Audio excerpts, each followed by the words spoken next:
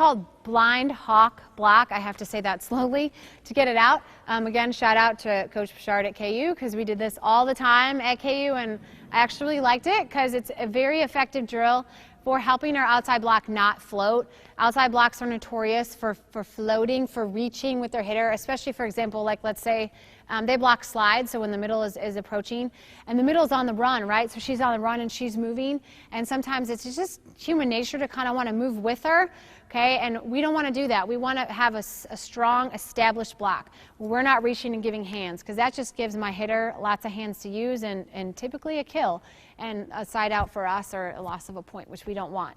So in this case, this helps to work with those things. So the other piece we talked about is a lot of times our middle blockers don't close. We know that. That's reality, right? They can't always close the block. So our left side and our right side attacks often left alone, and they have to take the ball.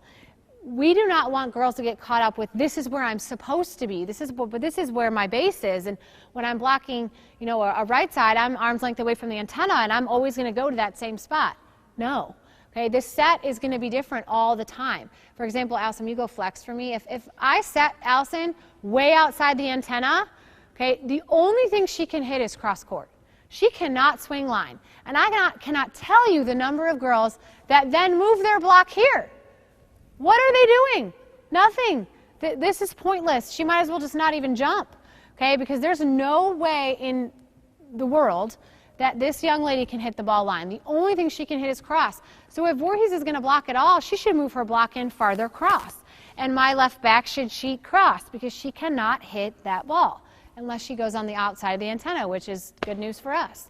Okay, so we have to teach them to make those adjustments. So we'll have them set up normal. Again, this is blind hawk block. So the good news is she can't see the ball, right? So she's got to find the ball, and I want her to front it. I want her to take the ball. I always tell them, make it so that their strike arm is right in front of your face. Get in front of their face and scare them, intimidate them. Okay, and Voorhees was pretty intimidating in high school. I would not have wanted to hit into her hands.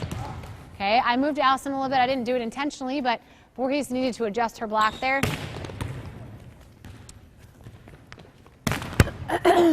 This is a danger zone. It's all good. That was a good swing. Like I said, I don't mind getting hit if you're being aggressive. Okay, good. That time she fronted the ball. The nice thing about this drill, too, is it gets kind of competitive.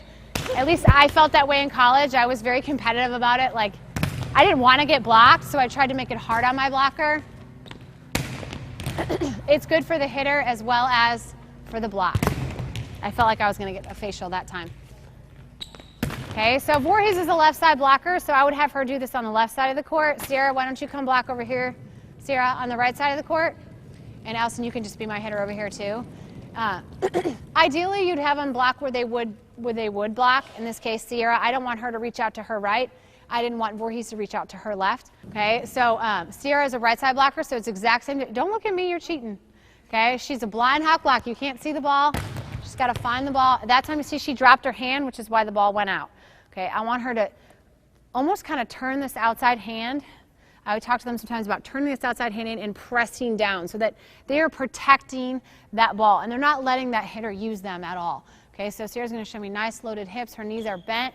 Sorry, Allison, I'm tricking you. Okay, and Allison's working on making her work on fronting the ball. Fronting that ball. Get up. Block. Sorry, that toss was a little low. Good. Okay, that's blind hawk block, and you can do it with left sides, right sides, middles. Everybody should do this drill. It's a great drill for fronting the ball, being aggressive at the net, and working on sealing the net and pressing.